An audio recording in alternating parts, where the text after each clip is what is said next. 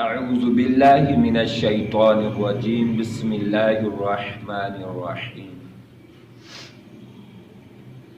وَإِلَىٰ عَادٍ أَخَاهُمْ هُودًا قَالَ يَا قَوْمِ اعْبُدُوا اللَّهَ مَا لَكُم مِّنْ إِلَٰهٍ غَيْرُهُ أَفَلَا تَتَّقُونَ صدق اللہ العظیم۔ اللہم صلی علی سیدنا و مولانا محمد وعلی آل سیدنا و اصحاب سیدنا و مولانا محمد وبارک وسلم وصلوا علیہ۔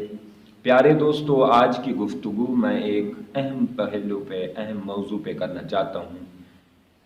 درس قرآن آپ کے سماعتوں کے نظر کر رہا ہوں۔ دعا فرمائے مالک لم یزل ہمیں حق گویائی کی توفیق دے۔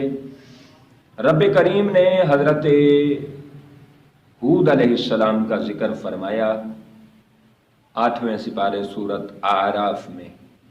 فرمایا جب ہم نے قوم عاد کی طرف حضرت ہود علیہ السلام کو بھیجا، حضرت ہود علیہ السلام نے اپنی قوم سے تبلیغ فرمائی۔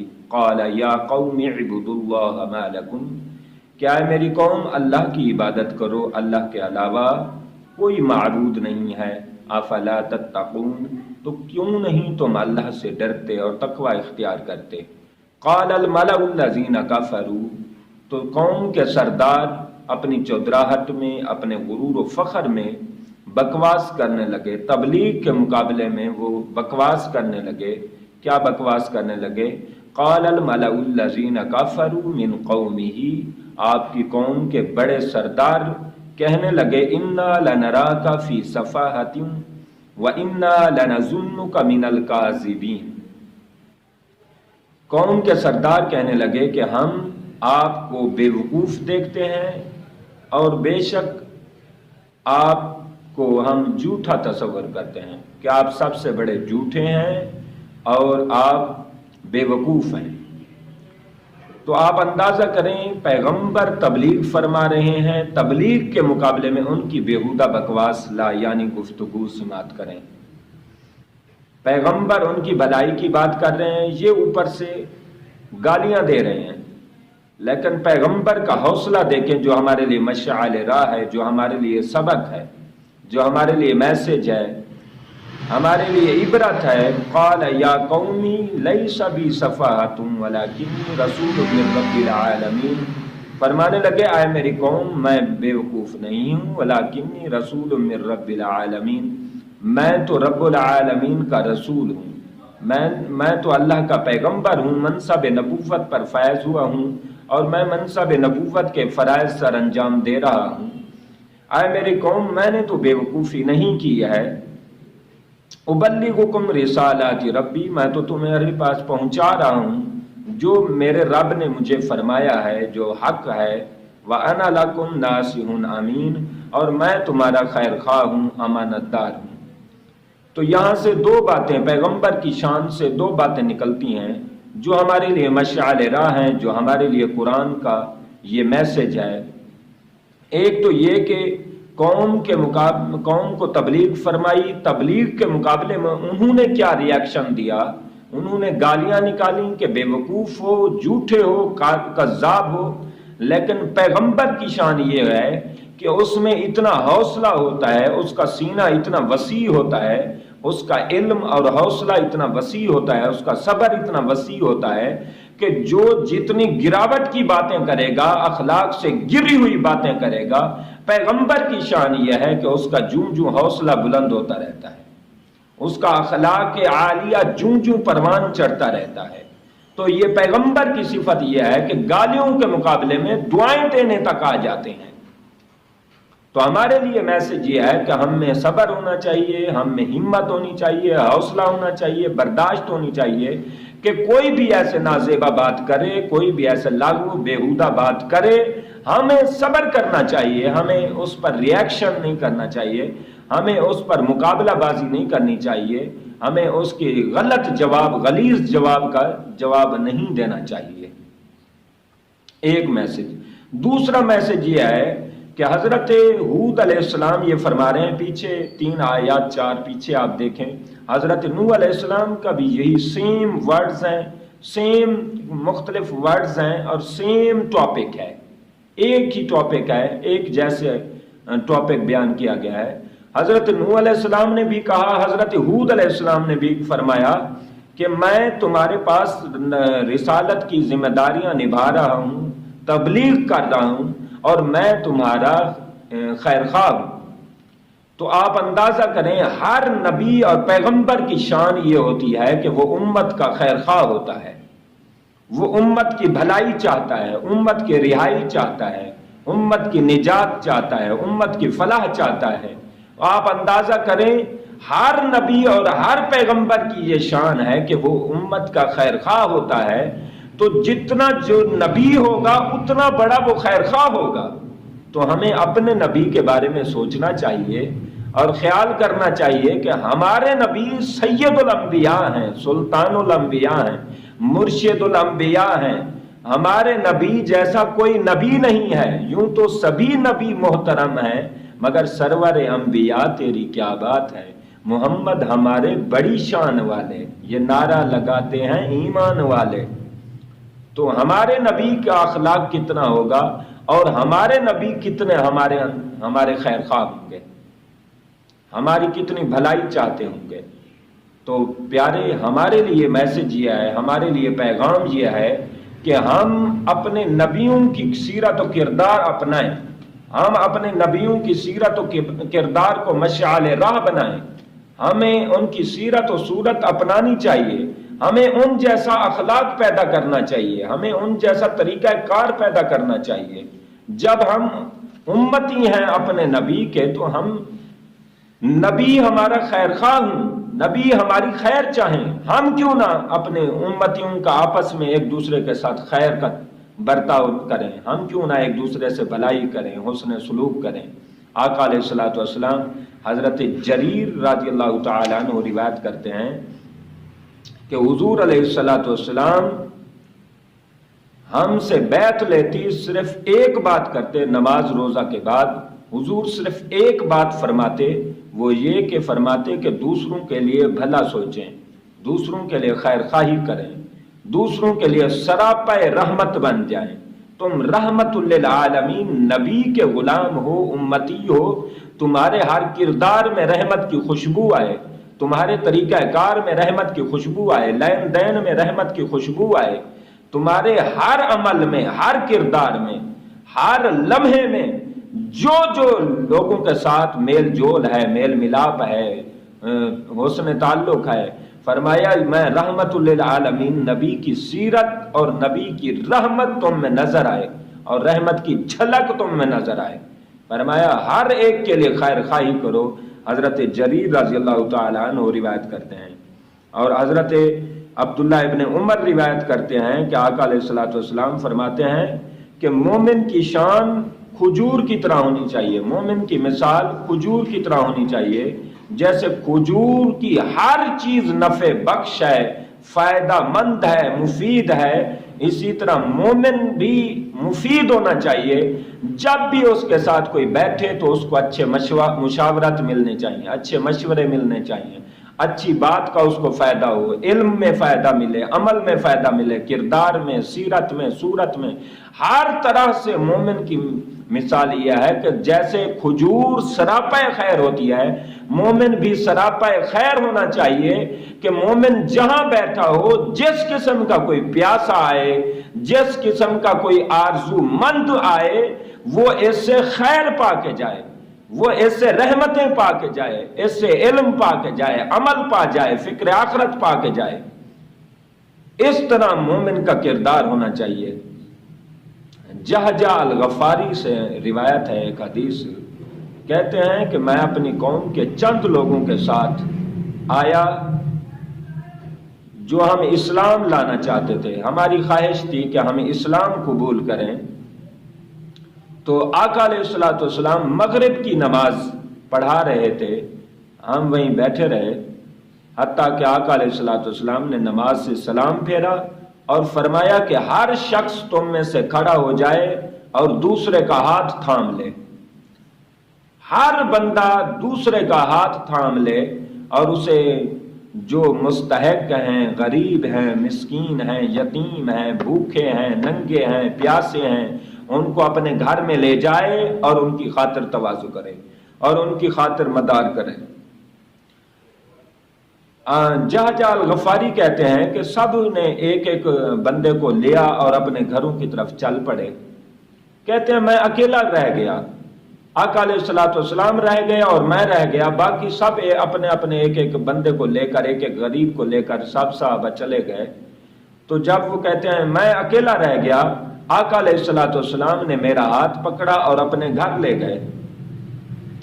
حضور نے مجھے گھر میں بٹھایا اور بکری کا دودھ دوہا اور میرے آگے کیا، میں نے وہ پی لیا۔ آقا علیہ الصلوۃ والسلام نے پھر دوہا، بکری کا دودھ دوہا، پھر مجھے دیا، میں نے پھر پی لیا۔ تیسری دفعہ دیا، میں نے پی لیا۔ چوتھی دفعہ دیا، میں نے پی لیا۔ پانچویں دفعہ دیا، میں نے پی لیا۔ چھٹی دفعہ دیا، میں نے پی لیا۔ ساتویں دفعہ دیا، میں نے پی لیا۔ حتیٰ کہ میرے لیے ہانڈی تیار کی گئی، میں وہ بھی کھا گیا۔ تو حضرت ام ایمن حضور کی خادمہ تھی، ملازمہ، وہ کہنے لگیں کہ اللہ اس بھوکے کو ہمیشہ بھوکا ہی رکھے جس نے آقا علیہ الصلوۃ والسلام کا حصہ بھی کھا گیا، جو آقا علیہ الصلوۃ والسلام کا حصہ بھی اس نے نہیں چھوڑا۔ آقا علیہ الصلوۃ والسلام نے ارشاد فرمایا رکو ام ایمن، ایسی بات نہیں کرتے، اس کا رزق تھا، اس کے نصیب میں تھا، اس نے کھا لیا۔ ہمارا رزق اللہ کے ذمہ ہے، ہم بھی اللہ دے گا۔ آپ اندازہ کریں کیا کرم والے جملے ہیں، کیا رحمت للعالمین نبی کی شان ہے۔ آج ہماری خواتین مہمان کی خاطر تواضع کرتی ہیں، چیزیں بناتی ہیں، خدمت کرتی ہیں، لیکن اس طرح کی کوئی الفاظ بازی کر دیتی ہیں، اس طرح کی کوئی بات کر دیتی ہیں جس سے ان کا ثواب ختم ہو جاتا ہے، ثواب ضائع ہو جاتا ہے۔ یعنی عمل کر کے، سارا کچھ کر کے، آگ پہ بیٹھ کے، محنت مشقت سے کھانے بنا کے، کھانے تیار کر کے مہمان نوازی کر دی، کھلا بھی دیا، لیکن کوئی ایسی بات کر دیتی ہیں جس سے اگلے کا دل دکھ جاتا ہے، یا رب تو جانتا ہے، اللہ پھر اس کا ثواب ختم کر دیتا ہے۔ لہٰذا ام ایمن کی بات پر آپ مشعل راہ نہ سمجھیں، مشعل راہ مصطفیٰ کی بات سمجھیں۔ حضور نے کیا پیارا جملہ فرمایا، فرمایا رکو رکو، ٹھہرو، ایسی بات نہ کرو، اس نے اپنا رزق کھایا ہے، اپنا حصہ کھایا ہے، نصیب کھایا ہے۔ جب اس طرح کی آپ نظریات بنائیں گے تو جو آپ مہمان کو چاہے تھوڑی سی چیز کھلا رہے ہیں، آپ کو پہاڑوں جتنا ثواب ملے گا۔ اگر پہاڑوں جتنی چیزیں کھلا کے ایسی بات کریں گے جس سے کسی کی خیر خواہی نہ ہوگی، اس کا ثواب نہیں ملے گا۔ پیارے دوستو، یہ ہمارے لیے مشعل راہ ہے۔ تو وہ کہتے ہیں کہ میں پھر چلا گیا، دوسرے دن میں پھر آیا۔ آقا علیہ الصلوۃ والسلام چونکہ خیر خواہی کا درس دیتے، امت کو علماً عملاً پریکٹیکل، حضور ہر شے علم سے روشناس کرتے، حقوق العباد سکھاتے، پھر حقوق العباد سکھا کے آقا علیہ الصلوۃ والسلام پھر وہ عملاً اس کو نافذ کرتے۔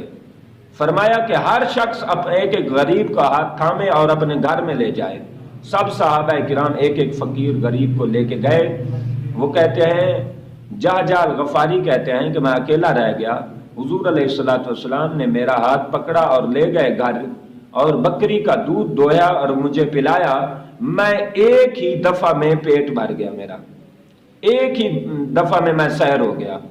تو ام ایمن کہنے لگی حضور وہی نہیں ہے مہمان کوئی بدل گیا ہے؟ حضور نے فرمایا نہیں، مہمان نہیں بدل گیا، جب کل یہ کھا رہا تھا یہ کافر کی آنت سے کھا رہا تھا، پھر آج اس نے کلمہ پڑھ لیا ہے، جب کلمہ پڑھ لیا ہے تو بسم اللہ پڑھ کے اس نے کھایا ہے، تو بسم اللہ کی برکت سے ایک ہی دفعہ میں سیر ہو گیا ہے۔ فرمایا مومن ایک ہی آنت سے کھاتا ہے، کافر 7 آنتوں سے کھاتا ہے۔ تو پیارے دوستو، ہمارے لیے مشعل راہ ہے، ہمارے لیے پیغام یہ ہے، ہم جو شادی میں کوئی ایسے ایونٹس ہوتے ہیں، ہم اس میں اتنا زیادہ کھاتے ہیں، اصل میں جو جتنا زیادہ کھاتا ہے وہ ایمان میں کمزور ہوتا ہے۔ جو ایمانداری کے ساتھ کھائے، جو دوسرے کا بھلا سوچتے ہوئے کھائے، یہ بعض اوقات دیکھا گیا ہے، ہم ایک دوسرے کے خیر خواہی نہیں کرتے۔ جو شادی کرنے والے ہوتے ہیں وہ جب چیز پکاتے ہیں اس میں ایسا میٹیریل ڈال دیتے ہیں، ایسی چیزیں ڈال دیتے ہیں جس سے اگلا کھا نہ سکے، کھانا بچ جائے، تھوڑا کھانا ہو زیادہ کوئی چل جائے، اس طرح کی جب تم نظریات رکھو گے تمہیں کیا ثواب ملے گا؟ تو یہ چیزیں ہمارے لیے باعث پریشانی ہے، باعث تشویش ہیں. ہم اس سے پشیمان ہیں کہ جو شادی کرنے والے ہوتے ہیں، جو پکانے والے ہوتے ہیں، وہ بھی خیر خواہ نہیں ہوتے، اور پھر جب کھانے والے آتے ہیں تو وہ کیا کرتے ہیں؟ شوربہ نیچے گراتے رہتے ہیں، بوٹیاں کھاتے رہتے ہیں، اور پلیٹوں میں ایسے سالن ڈال دیتے ہیں. ضائع کرنا مقصد ہوتا ہے کہ اس کا کھانا کبھی ختم ہو اور اس کی بےعزتی ہو. اور اس طرح کی پھر اتنا زیادہ کھاتے ہیں کہ ہم نے پیسے بھی دینے ہیں. تو پیارے، جب اتنا زیادہ آپ کھائیں گے، یہ کون سی خیر خواہی کر رہے ہیں؟ اصل میں ہر چیز میں ہماری خیر خواہی کی نیت نہیں ہے، خیر خواہی کی عادت ختم ہو چکی ہے. تو پیارے دوستو، ہمیں یہ نظریہ رکھنا چاہیے، ہم ہر ایک کی خیر خواہی کریں. ہم نے جو کھانا ہے وہ طریقے سے کھائیں، اسلامی نظریے سے کھائیں، بسم اللہ پڑھ کے کھائیں، تو دیکھیں کتنی برکت ہوتی ہے. تو زیادہ جو کھاتے ہیں، ہم سمجھتے ہیں ہم اس سے ضد لگا رہے ہیں. اس سے کیا ضد لگا رہے ہیں؟ اس نے تو دیگیں پکائی ہیں، اس کا کھانا اللہ برکت دے گا. جو تم نے کھا لیا ہے یہ تمہیں بیمار کر دے گا. تو زیادہ کھانا کوئی اس میں طاقت نہیں ہے، کوئی زیادہ کھانا جواں مردی نہیں ہے. زیادہ کھانا ایمانی اور جسمانی طور پہ نقصان میں ہے. لہذا جہجہ الغفاری کی اس حدیث سے ہی پتہ چلتا ہے کہ آقا علیہ الصلوۃ والسلام ایک ہی دن میں 7 بکریوں کا دودھ پی گیا، اور پھر ہانڈی بھی کھا گیا. دوسرے دن صرف 1 بکری کا دودھ پیا، باقی دودھ بھی نہیں پی سکا، کھانا بھی کھانے کی طلب نہ رہی. اس لیے آقا علیہ الصلوۃ والسلام نے فرمایا کہ مومن 1 آنت سے کھاتا ہے، کافر 7 آنتوں سے کھاتا ہے. جو ہم آج مسلمان تو ہیں، میں کافر نہیں کہہ رہا، لیکن اتنا زیادہ کھاتے ہیں تو سمجھیں کہ ایمان میں ہم کمزور ہیں، ایمان کی کمزوری ہے. اور ایک اور حدیث آقا علیہ الصلوۃ والسلام نے فرمایا، حضرت علی رضی اللہ تعالی عنہ سے مروی ہے، آقا علیہ الصلوۃ والسلام نے فرمایا مومن میٹھا ہوتا ہے، مومن میٹھا اور خوشگوار طبیعت کا مالک ہوتا ہے، حامل ہوتا ہے، اور مومن میٹھے کو پسند کرتا ہے. آج ہم دیکھتے ہیں کہ ہم کھٹی چیزیں عورتوں کی چوائسز میں جا کر، عورتوں کی لائکنگ میں جا کر، ہم عورتوں کی پسند میں جا کر ہم وہ کھٹی چیزیں کھاتی ہیں، ہم بھی کھٹی چیزیں کھاتے ہیں. آقا علیہ الصلوۃ والسلام نے فرمایا مومن میٹھے کو پسند کرتا ہے. یعنی ہر چیز درمیانی کھائیں. آپ جو بھی چیز کھائیں، میٹھا اگر زیادہ کھائیں تو نقصان ہوگا، زیادہ کی تو کسی چیز میں اجازت نہیں ہے. نارمل سطح کی، درمیانی سطح کی آپ چیز کھائیں. مومن میٹھے کو پسند کرتا ہے. اور فرمایا جس نے اپنے اوپر حرام کر دی وہ چیز جس کو اللہ نے حلال کیا ہے، پاکیزہ رکھا ہے، اللہ نے حلال اور پاکیزہ رکھا ہے، لیکن اس نے اپنے اوپر حرام کر لیا، فرمایا اس نے اللہ کی نعمتوں کی ناقدری کر دیا ہے اس نے. تو اس لیے آقا علیہ الصلوۃ والسلام نے فرمایا جو ایسی اپنے اوپر حلال چیز، پاکیزہ چیز کو حرام کرے اس نے اللہ کی ناراض کر دیا ہے. تو ہم دیکھتے ہیں کئی دفعہ دم کراتے ہیں، حلال چیزوں کو ہم حرام کہہ دیتے ہیں، ہم فلاں چیز نہیں کھائیں گے، ساری زندگی نہیں کھائیں گے. آقا علیہ الصلوۃ والسلام نے فرمایا، حضرت عطا سے بھی روایت ہے اور یحییٰ بن کثیر سے بھی روایت ہے، مسند عبد الرزاق کی حدیث ہے. پچھلی حدیث مولا علی روایت کرتے. حضرت عطا سے روایت ہے کہ ایک شخص کے پاس باندی تھی اور اس کے پاس بکریاں تھیں. اس نے اپنی نوکرانی کو، ملازمہ کو بکریوں کے چرانے پر لگایا ہوا تھا. تو ریوڑ میں ایک بکری تھی جو بہت خوبصورت تھی، جسمانی طور پر، جسمانی ساخت میں بڑی پیاری بکری تھی. اور وہ مالک کہتا ہے کہ میری خواہش تھی کہ میں یہ پسندیدہ اور مرغوب بکری آقا علیہ الصلوۃ والسلام کو گفٹ کروں گا، تحفہ دوں گا. وہ کہتے ہیں کہ ایک دفعہ کیا ہوا کہ میں کہیں چلا گیا، بھیڑیا آیا اور بکری کے تھن کھینچ کے لے گیا.